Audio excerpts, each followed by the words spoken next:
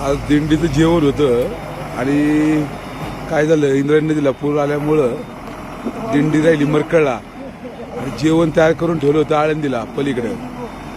आणि ते जेवण 100-150 लोकांचं होतं आणि जेवण पुलामुळं ते जेवण काय अलीकडे आणता येईना, ह्या लोकांना पलीकडे जाता येईना. 100 लोक जवळजवळ बसून आहेत बिगर अन्न पाण्याची. त्यामुळं हे जेवण आता चरवलीमध्ये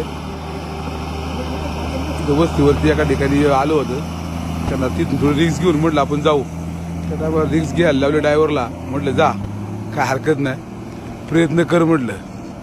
पलीकडे गाडी उभी आमची छोटा हत्ती, तिच्यामध्ये जेवण आहे 100-150 लोकांचं. आणि मग त्याच्यावरती ही गाडी भरून पाठवली जेवण आणण्यासाठी. म्हटलं रिक्स घ्या, आता पर्याय नाही त्याला. त्यामुळे आमचे एक पार्टनर आहेत गणेश पाटील साहेब, गाडेकर साहेब, ते त्या ड्रायव्हरला घेऊन गेले.